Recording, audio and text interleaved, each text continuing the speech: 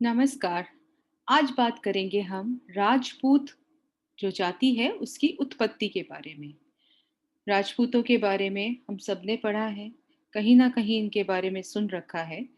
ये BA part first के जो सेकंड पेपर है राजस्थान का इतिहास, उसके ए सेक्शन का एक बहुत इम्पोर्टेंट चैप्टर है। राजपूतों की उत्पत्ति पे कई प्रश्न पूछे जाते हैं। क्या-क्या प्रमुख सिद्धांत राजपूतों की उत्पत्ति के इतिहासकारों ने माने हैं? उनके क्या-क्या विचार हैं, निष्कर्ष क्या हैं? इन्हीं सब पर हम चर्चा करेंगे आज के इस वीडियो में। राजपूत कौन थे? उनकी उत्पत्ति कैसे हुई?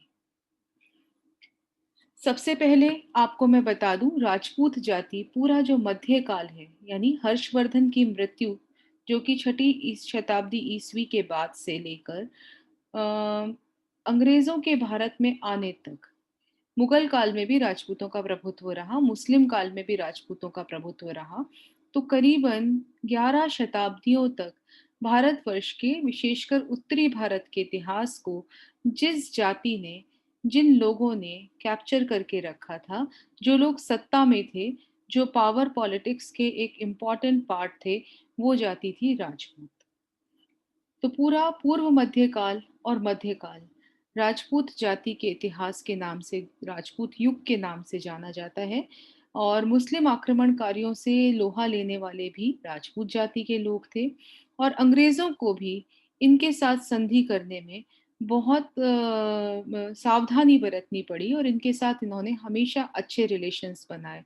तो इस जाति का महत्व पूरे इतिहास में बहुत अधिक है। इसकी उत्पत्ति के विषय में जितने मत हैं, उसके उतने ही विद्वान हैं।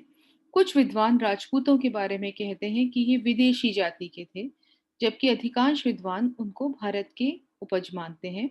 और तीसरा मत कहता है कि शायद ये थे तो देशी भारतवर्ष के ही उत्पन्न होने वाले, लेकिन कहीं न कहीं इनमें विदेशी जो लड़ाकू जातियाँ भारत में आई थी, उनके रक्त का मिश्रण भी हो गया था। तो इन सब मतों की विवेचना हम इस वीडियो में करेंगे, लेकिन उससे पहले हम बताएंगे राजपूत शब्द कैसे बना। राजपूत शब्द की व्युत्पत्ति, व्युत्पत्ति का मतलब राजपूत शब्द की उत्पत्ति कैसे हुई। डॉक्टर वीएस स्मिथ, जो विंसेंट स्मिथ हैं, उनकी मान्यता है कि राजपूत जो 8वीं या 9वीं शताब्दी में सहसा इनकी उत्पत्ति हुई होगी। लेकिन बहुत सारे लोग जो विद्वान हैं, इतिहासकार हैं, उन्होंने अपने शोध के निष्कर्ष पर ये बात सिद्ध की है कि ऐसा नहीं है। डॉक्टर जय नारायण आसोपा जो प्रसिद्ध इतिहासकार हैं, उन्होंने बहुत सारे संदर्भों के आधार पर विवेचना करते हुए बताया कि राजपूत शब्द की उत्पत्ति वैदिक काल में जो राजपुत्र, राजा का पुत्र, यानी राजा के वंशज वाला राजन्य या क्षत्रिय वंश का कालांतर में राजपूत जाति परिणत हो गया। और ये राजपुत्र का ही अपभ्रंश है। उन्होंने इसके बारे में बताया कि ऋग्वेद में लिखा है, कस्य धवस्ता बहुतः कस्य वानरः राजपुत्रेव सवनाय गच्छद। यानी राजपुत्र के बारे में वर्णन मिलता है। यजुर्वेद में भी पश्वी राजपुत्रो गोपायति राजन्यो वै प्रजानाम अधिपति रायु ध्रुव आयुरेव गोपाथ्यतो क्षेत्रमेव गोवायते। तो इस तरह के कई उदाहरण मिलते हैं जिससे प्रकट होता है कि राजपुत्र और राजन्य शब्द जो थे, ये वैदिक काल से ही क्षत्रिय जाति के कुछ लोगों के लिए प्रयुक्त होते थे, जो धीरे धीरे राजपूत के रूप में, जैसे अपभ्रंश होती है ना, भाषाएं बिगड़ जाते हैं शब्द धीरे धीरे, तो उस तरह से जैसे जयपुर को जयपुर बोल देते हैं, या कोई भी जगह का नाम बिगड़ जाता है, बच्चे का नाम बिगड़ जाता है, तो इस तरह से राजपूत जो है वो अपभ्रंश हो गया। मनुस्मृति में भी इसका वर्णन मिलता है, शतपथ ब्राह्मण में भी इसका वर्णन मिलता है।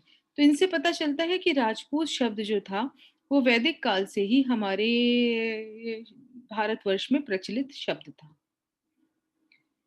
12वीं शताब्दी के आरंभ में आते आते राजपुत्र या राजपूत वंश एक जाति के रूप में अस्तित्व में आ गया था। महाभारत काल तक तो ये राजपुत्र, राजन्य और क्षत्रिय समानार्थक शब्द थे, लेकिन बाद में राजपुत्र और क्षत्रियों में विभेद किया जाने लगा। सभी शासक राजन कहलाते थे और उनके संबंधी राजपुत्र। पर बाद में कुछ शासक, जैसे कुछ इतिहासकार मानते हैं कि जब यूनानी, शक और हूण और कुछ विदेशी जाति जब भारत में आए, जो कि अपने देश के क्षत्रिय जाति से संबंधित थे, तो इन लोगों में कई वैवाहिक संबंध स्थापित हुए और इन वैवाहिक संबंधों के द्वारा जो विलय हुआ, उसके द्वारा जो सामंत के वंशज राजपुत्र थे, वो अपने आप को राजपुत्र कहने लग गए। तो ऐसा भी इतिहासकारों का मत है। अब राजपूतों की उत्पत्ति कैसे हुई, इसके बारे में विभिन्न मत हैं और इसमें कई माइथोलॉजिकल या पौराणिक मत भी हैं और कई थोड़े से साइंटिफिक या रिसर्च पर आधारित मत भी हैं। तो ये तो अब हमने देख लिया कि राजपुत्र शब्द का अपभ्रंश है और काफ़ी सालों तक राजपूत जाति ने भारतीय इतिहास के सत्ता में अपना योगदान दिया था। अब इसके जो मत हैं उसमें से पहला मत है अग्निवंशीय मत, दूसरा मत है सूर्य और चंद्र वंशीय मत, तीसरा मत है विदेशी जाति होने का मत, चौथा है गुर्जर वंश का मत, पांचवा है ब्राह्मण वंशीय मत और छठा है वैदिक आर्य जो थे उनका मत। तो इन सब जो सिद्धांत हैं उनके ऊपर अभी हम चर्चा करेंगे। सबसे पहले हम बात करते हैं अग्निवंशीय मत की। अग्नि मतलब आग, आग से उत्पन्न या आग के या अग्नि जो देव हैं उनके वंश से संबंधित जाति, ऐसा राजपूत अपने आप को मानते हैं। ये परंपरा सिर्फ भारत में ही नहीं विदेशों में भी रही है। दैवीय उत्पत्ति से अपने वंश की श्रेष्ठता स्थापित करना प्रतिष्ठा सूचक माना जाता है। जैसे मिस्र के शासक जो फ़िरौन थे, वो अपने आप को रा यानी सूर्य का पुत्र कहते थे और यूनानी शासक भी अपने आप को अपोलो और अन्य देवताओं का पुत्र मानते थे। कुषाण शासक और चीन शासक भी देवपुत्र की उपाधि धारण करते थे। तो भारत के भी लोग जो थे, ये राजपूत जाति विशेषकर अपनी उत्पत्ति सूर्य से, चंद्र से, अग्नि से मानती है। तो हम बात कर रहे हैं अग्नि वंश की। तो ये मत जो था ये पृथ्वीराज के दरबारी कवि चंद्र बरदाई ने कहा कि ग्रंथ से प्राप्त होता है, पृथ्वीराज रासो से। उन्होंने कहा कि राजपूतों की उत्पत्ति एक अग्नि कुंड से हुई थी। उनकी इस रासो में ये कथा मिलती है कि राजपूतों की उत्पत्ति अग्नि कुंड से हुई थी और जब परशुराम ने क्षत्रियों का विनाश कर दिया था, ऐसा कहा जाता है। इसके बारे में कई कथाएं हमें प्राप्त होती हैं। तो एक ऐसी जाति की आवश्यकता हुई जो योद्धा हो, जो आक्रमणकारियों का नाश कर सके।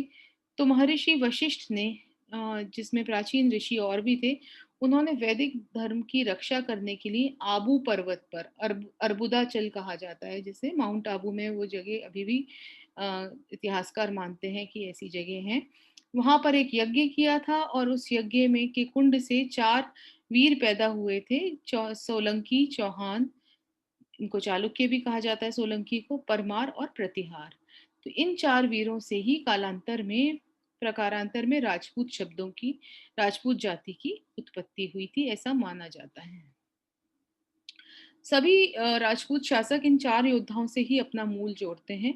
प्रतिहार, चहमान को चौहान कहा जाता है, परमार आजकल पंवार कहलाते हैं और सोलंकी या चालुक्य वंश के जो शासक थे, वो सब अपनी उत्पत्ति अग्निकुंड से मानते हैं। और इतिहासकारों ने कहा है कि यदि इस कहानी को कपोल कल्पित भी मान लिया जाए, कि मान लो ऐसा थोड़ी होता है कि यज्ञ कुंड से उत्पत्ति हुई, इसका कोई साइंटिफिक फैक्ट नहीं है, तो उसको इस तरीके से भी समझा जा सकता है कि हिंदू समाज में अग्नि से पवित्र होने के बाद समाज में उसका जाति का विलय हो जाता है। तो यदि राजपूतों को अगर हम मिश्रित जाति या विदेशी जाति का मान लें, तो अग्निकुंड से उत्पत्ति जो है वो उनके शुद्धिकरण की प्रक्रिया का संकेतक है। यानी जो जातियां इधर-उधर से आई और धीरे-धीरे वो भारतीय उसमें आ गई। अ, तो उन जो जातियां होती हैं उनका शुद्धिकरण करके भारतीय मेन स्ट्रीम में उनको शामिल करने की प्रक्रिया भी इसका संकेत देती है अग्निकुंड की उत्पत्ति का। अग्नि कुंड कुंड के सिद्धांत का कई इतिहासकारों ने खंडन किया है। उसमें गौरी शंकर हीराचंद जी ओझा जो इतिहासकार हैं वो बहुत प्रसिद्ध हैं। उन्होंने अग्नि पुराण के अनुसार इसका खंडन किया है और अग्निकुंड सिद्धांत के अभिलेखीय स्रोत सिसाणा अभिलेख जो अजमेर में है वहां प्राप्त होते हैं और डॉक्टर दशरथ शर्मा ने भी इस सिद्धांत को राजपूत चारण और भाटों की कल्पना बताया है और डॉक्टर गोपीनाथ शर्मा जो राजस्थान के इतिहास में काफ़ी इम्पोर्टेंट स्थान रखते हैं, और डॉक्टर दशरथ शर्मा की राजस्थान थ्रू एजेस किताब है।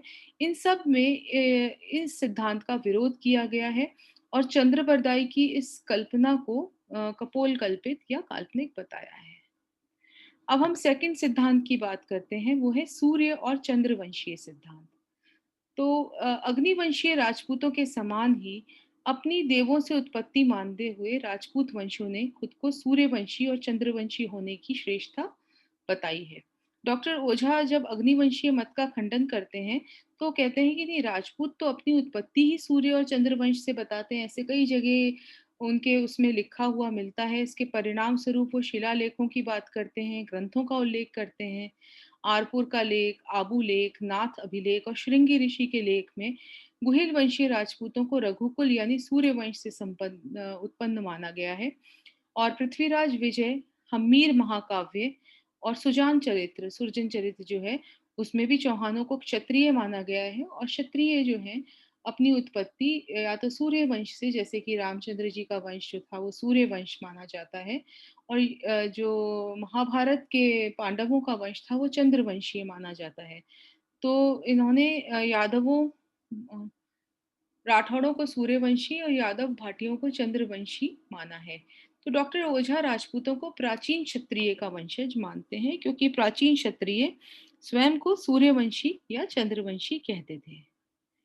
जगदीश सिंह गहलोत ने भी वैदिक और पौराणिक काल में राजन्य, क्षत्रिय आदि नाम से प्रसिद्ध सूर्य और चंद्रवंशी क्षत्रियों की संतान इन्हें बताया है। और डॉक्टर दशरथ शर्मा, मैंने आपको बताया, इनकी पुस्तक बहुत प्रसिद्ध है, राजस्थान थ्रू द एजेस में राजपूतों को सूर्यवंशी और चंद्रवंशी बताया है। और ऐसा हर्षनाथ अभिलेख सीकर में भी चौहानों को सूर्यवंशी बताया गया है।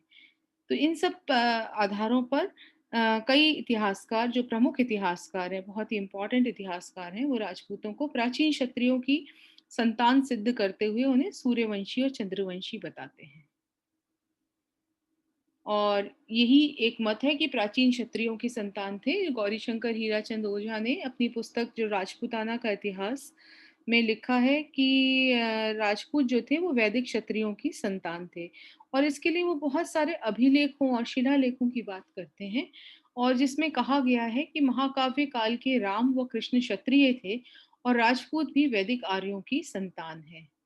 और मनुस्मृति जो भारतीय इतिहास का एक काफी प्रामाणिक और बड़ा ग्रंथ है, उसमें भी राजपूतों को ब्रह्मा की संतान बताया गया है। ऋग्वेद के 10वें मंडल के पुरुष सूक्त में क्षत्रियों को ब्राह्मणों की भुजाओं से उत्पन्न बताया गया है, और उसी आधार पर राजपूत भी स्वयं को क्षत्रियों की संतान मानते हैं। अब एक बिल्कुल अलग तरह का मत है जिसका के जो प्रतिपादक हैं डॉक्टर भंडारकर हैं। उन्होंने कहा कि नहीं, राजपूत जो जाति थी उसकी उत्पत्ति दरअसल ब्राह्मण जाति से हुई थी। आप लोग अभी फर्स्ट ईयर में हैं और आप वैदिक काल के इतिहास में हमारी 4 जाति व्यवस्था या वर्ण व्यवस्था के बारे में पढ़ चुके हैं, ब्राह्मण, क्षत्रिय, वैश्य और शूद्र। तो जो ब्राह्मणों से उत्पत्ति का सिद्धांत है उसके अनुसार उन्होंने मंडोर जोधपुर से प्राप्त शिलालेख में प्रतिहार जाति को ब्राह्मण वंश का बताया है। इस शिलालेख के अनुसार प्रतिहार ब्राह्मण हरीशचंद्र और उसकी पत्नी भद्रा या मादरा की संतान थे। और बिजौलिया के शिलालेख का उन्होंने उल्लेख करते हुए कहा है, वासुदेव का उत्तराधिकारी सामंत वत्स गोत्रीय ब्राह्मण था। और ऐसे बहुत सारे उन्होंने उदाहरण दिए हैं। डॉक्टर गोपीनाथ शर्मा के अनुसार गोहिल जो थे, मेवाड़ के जो शासक थे, जो महाराणा प्रताप के पूर्वज थे, उनको नागर जाति के ब्राह्मण गुहिदत्त का वंशज बताया गया है। और डॉक्टर ओझा भी महाराणा कुंभा की जो टीका है गीत गोविंद की रसिक प्रिया में, उसको उद्धृत करते हुए कहते हैं कि ये नागर जाति के ब्राह्मण गुहिदत्त की संतान थे। तो इस तरह से बहुत सारे इतिहासकार कहीं ना कहीं कुछ जो राजपूत शासक थे उनको ब्राह्मण जाति की से संबंधित भी मानते हैं। लेकिन डॉक्टर दशरथ शर्मा ने काफी हद तक इस मत का खंडन किया है। उन्होंने कहा है कि नहीं, ये जो चीजें हैं इसका इंटरप्रिटेशन गलत किया गया है। राजपूत दरअसल क्षत्रियों की ही संतान थे, पर कई बार जो कुल के पुरोहित होते हैं उनका नाम लगा दिया जाता है, इसलिए हो सकता है कि इस वजह से हमें ऐसा प्रतीत होता है कि ये ब्राह्मण जाति की से संबंधित हैं। अब जो एक बहुत ही इम्पोर्टेंट मत है जिसको कुछ विदेशी इतिहासकार, इसमें general colonel Tod, James Tod प्रमुख हैं, विलियम क्रोक, विंसेंट स्मिथ और भंडारकर, उन लोगों ने विदेशी उत्पत्ति का मत भी प्रतिपादित किया है और ये ऐसा मानते हैं कि राजपूत जो है विदेशियों की संतान है। कर्नल टॉड के अनुसार विश्व के प्रमुख धर्म, चाहे वो बेबीलोनिया हो, ग्रीस या यूनान हो, भारत हो, इन सभी का विकास मध्य एशिया में हुआ हो और इन सब का जो परम पुरुष था वो एक ही माना है। तो उन्होंने कहा है कि कहीं ना कहीं मध्य एशिया की जातियों से ही इनकी उत्पत्ति हुई है। विंसेंट स्मिथ राजपूतों को प्राचीन हूण जो जाति भारत में आई थी उनकी संतान मानते हैं और टॉड कहते हैं कि राजपूत के वंशजों का जो उद्भव है वो शक और कुषाणों के आक्रमण के समय हुआ था।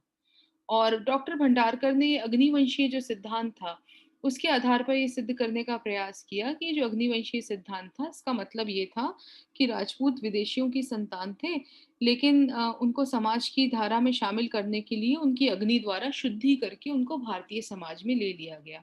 तो इस तरह से वो अग्निवंशीय सिद्धांत को विदेशी उत्पत्ति के मत के साथ जोड़ते हुए इस तरह का तथ्य या सिद्धांत प्रतिपादित कर रहे थे। और डॉक्टर भंडारकर ये भी कहते हैं कि हूण जाति के साथ साथ भारत में एक और खज जाति का भी आगमन हुआ था और गुर्जर जो थे वो इन्हीं खज जातियों की संतान है, इसलिए गुर्जर प्रतिहार विदेशी हैं। तो गुर्जरों की उत्पत्ति और राजपूतों की कई जातियों की उत्पत्ति को कई विद्वानों ने विदेशी उत्पत्ति सिद्ध किया है। टॉड राजपूत विदेशी सीथियन जाति की संतान बताते हुए अपने ग्रंथ में लिखते हैं कि सीथियंस की और राजपूतों की बहुत सारी परंपराएं जो थी वो समानताएं, जैसे सीथियंस में भी यज्ञों का प्रचलन था, रथों के द्वारा युद्ध होता था, मांसाहार का प्रचलन है और रहन सहन और वेशभूषा में भी समानता है।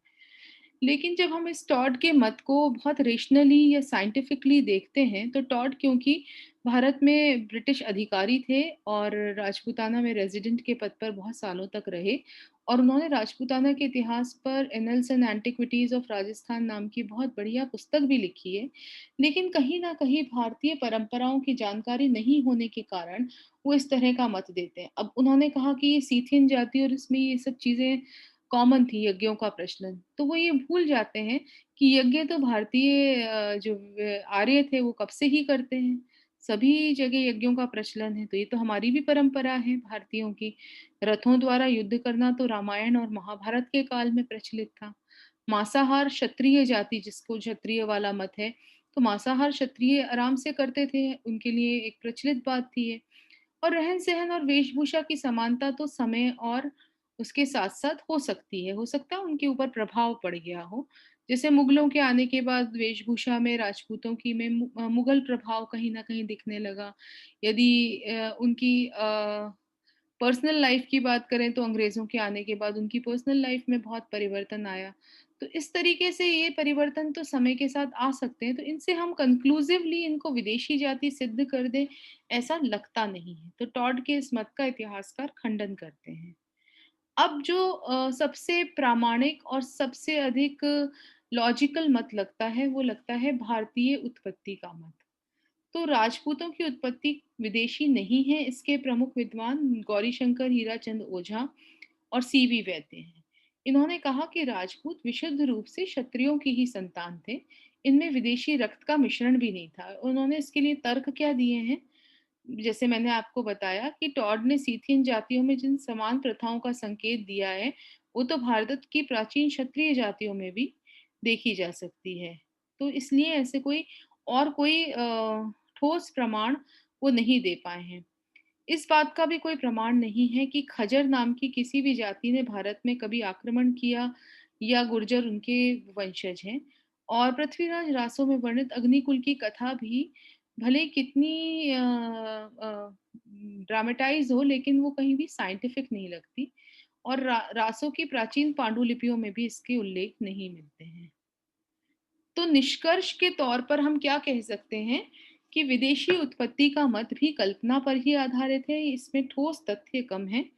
और राजपूत शब्द जो है वस्तुतः राजपुत्र का ही अपभ्रंश है, जिसका प्रयोग भारतीय ग्रंथों में क्षत्रिय जाति के लिए हुआ है। और पाणिनि की अष्टाध्यायी में भी राजपूत शब्द का प्रयोग राजन्य यानी राजा के वंशज और रक्षक के रूप में हुआ है। और महाभारत में विभिन्न प्रकार के अस्त्र शस्त्र चलाने वाले को राजपूत या राजपुत्र कहा गया है। और भवभूति ने जो उत्तर रामचरित्र लिखा है, उसमें कौशल्या को राजपुत्री कहा है। तो ऐसे बहुत सारे प्रमाण मिलते हैं, जिससे हमारा जो लॉजिक कहता है, जो तर्क कहता है, वो भारतीयों उत्पत्ति की तरफ राजपूतों की ज़्यादा झुकाव देता है या ज़्यादा उसको सिद्ध करता है। उत्तर मध्यकालीन इतिहास में राजपुत्र शब्द का प्रयोग क्षत्रिय जाति के लिए ही किया गया था। और जैसे कल्हण की राजतरंगिणी में भी राज परिवारों के उत्तराधिकारी को राजपुत्र की संज्ञा दी गई थी। तो इन विद्वानों के अनुसार राजपूतों को वैदिक क्षत्रियों की संतान ही मानना चाहिए, ऐसा निष्कर्ष हमें मिलता है।